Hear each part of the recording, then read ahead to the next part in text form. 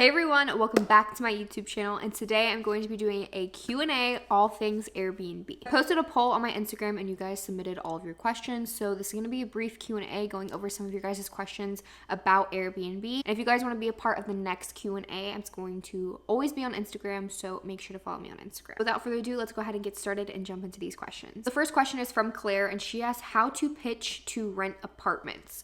So the pitch for Airbnb is honestly one of the most crucial parts of this business. A lot of people will be like, oh, hey, I like your house, can I rent it on Airbnb? And for me personally, like if I was a homeowner and someone came to me and was like, hi, I like your house, can I Airbnb it? I would absolutely say no, and I'm sure most of you would agree as well. And if you would say yes, comment down below and let me know why, because I'm super curious. It's all about pivoting to hit their pain points and explain to them how you can be beneficial to them. Instead of asking if you can list it on Airbnb, instead present the benefits of your business. So really break down what your intentions are with their property. The word Airbnb has a very negative stigma. So whenever you even mention Airbnb, all bad things pop into people's heads. That's just how it is. That's the stigma it has. So instead of just jumping right into Airbnb, instead present the benefits. You want to sign the longest lease possible. You never want to leave. The unit is going to be the cleanest it will ever be. You do deep cleanings multiple times a month. It's probably going to be cleaner than when they even gave it to you. You do extensive background checks on all of your guests. You have multiple security measures in place. Your rent is going to be paid for forever. It's always going to be on time. We're going to be the best tenant ever. This is business. It needs to be beneficial for them just like it's beneficial for you. So being like, hey, I can solve your problem and this is how I'm going to do it.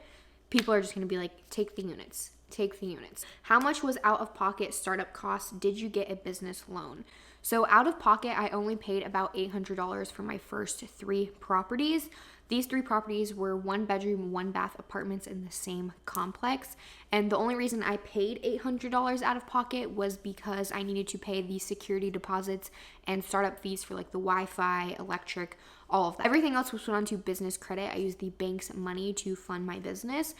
So all the furniture in all 3 of these apartments was put onto business credit. And still till this day, I continue to do that for all of my other units. So out of pocket, all you will have to invest is security deposits. Sometimes it's first month's rent, first and last month's rent. That you'll have to do out of pocket. But the rent you will pay with the payments you get from Airbnb. By Shefa, I believe that's how you pronounce her name on Instagram. She said, how do you go about building your team so your units can be remote? So with remote properties, all 12 of mine are currently remote. And the reason they operate so well is because my systems. So if you want to operate remote, your systems have to be to a T because you literally are not there. And a lot of times this scares people from operating remotely, but it's not impossible. All amazing, great, big businesses are remote and the head person is not working in everyday things in the business. They're working on the business. I fly to each of these cities to set up the properties, and then while I'm there, I hire a cleaning team, and my cleaning team acts as my property managers, especially if I only have a couple units there. The cleaning team does all of the stock. They'll let me know if we're running low on paper towels. If anything's broken, they'll send me photos for the cleanings. So you don't really need a property manager until you have a bunch of units in one specific area.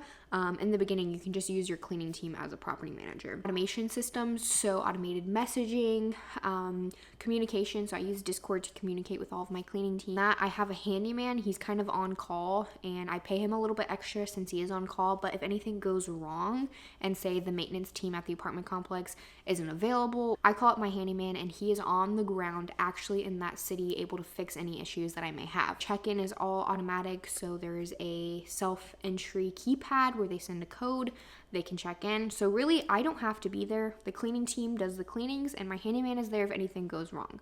Other than that, I just manage my VA. Having your systems is how you can operate remotely smoothly. Cooper said, which plan on AirDNA do you use? I feel like there are a lot of different options to choose from.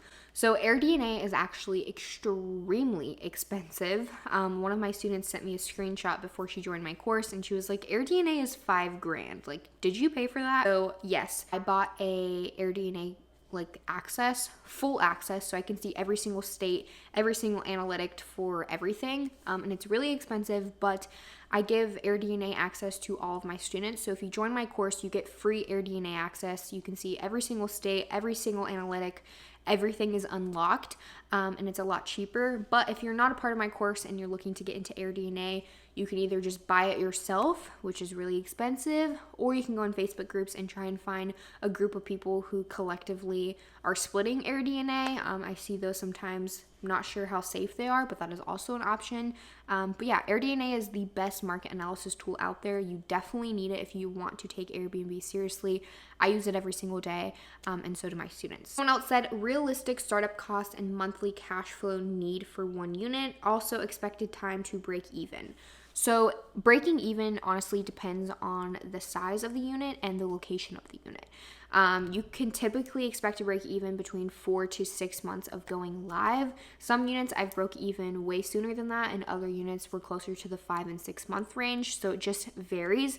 It also varies if you get any concessions. Like if you get months free, you can break even, in 2 months if the numbers are really good. So it kind of depends, but an average rule of thumb would be 4 to 6 months is good. Realistic startup cost, if you want to invest straight out of pocket, again, this will vary depending on size and location, but if you have like a 1-bedroom, 1-bath apartment, my first 3 units, I spent about $5,000 on furnishing. Highly recommend leveraging business credit. That way you don't have to come out of pocket and out of your savings account, and you get that 0% interest for 12 months. So you're just using Airbnb payments to pay off that credit card. So if you want to do a B listing, I'd say about $5,000. If you want to do A listing, I'd say about $8,000 to $10,000. And those are for 1-bedroom, 1-bath apartments. Emma said, starting with no/little money. So honestly, like I said, I only started with $800. So if you can save up $1,000, there should be no issue with you getting started, because like I said, I highly recommend leveraging business credit. That way you're not coming out of your savings or trying to save money. Inflation is through the roof. It's hard to save money. I get it. So leveraging business credit allows you to not have to come out of pocket.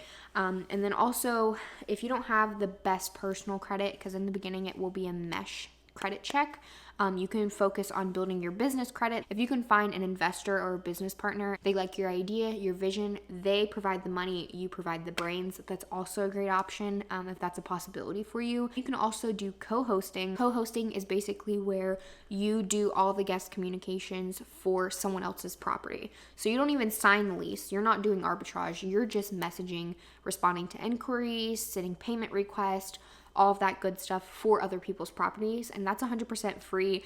On average, you can expect like 20 to 30% of the revenue to be paid to you. It kind of depends per person, but I have a co-host. She does all of my guest communication, so co-hosting is a great entry-level, beginner-friendly place to start, and then you can use that money you get from co-hosting to later invest into Airbnb arbitrage, and then later invest into purchasing property. William also asked, what does highly regulated mean? I live in Savannah. So highly regulated just means that that specific area has super strict STR rules and regulations. So for example, Savannah is really, really hard to get into. They are cracked down on their STR regulations.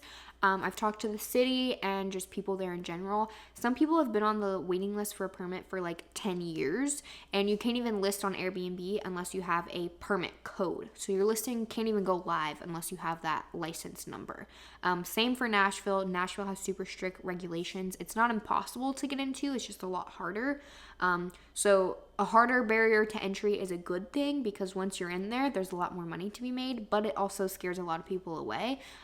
But don't be afraid of restrictions. Sometimes getting a permit is as simple as just applying. You can go to Google, type in, does X city allow Airbnb? And it should give you your answer. Jada said, when you first started, how long did it take for your first booking? How would I cover the actual lease if no one rents as much? So my first 3 properties went live on September 14th of 2022, and I got bookings for that same day. So this has been pretty consistent with all of my properties as well. I will go live and then get a booking for either that day or the following day. So I've never had personal experience with being unable to pay rent.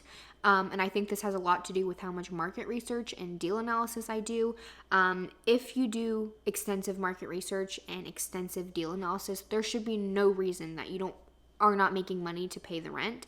And if you do, then that just means you probably didn't do great market research, you didn't do great deal analysis, and you're gonna have to come out of pocket to pay that rent.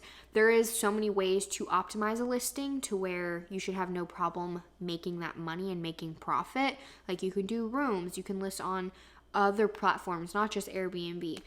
So there's a lot of ways you could go if you're struggling, but for the most part, it all comes down to market research and deal analysis. And if you do those good, you should have no issue paying your rent and making hella profit. Someone asked how many Airbnb arbitrage units I have. So I currently have 12. My first deal was 3 1-bedroom, 1-bath apartments. My second deal was 10 1-bedroom, 1-bath apartments, and I gave 5 of those to a student of mine. So 5, 6, 7, 8.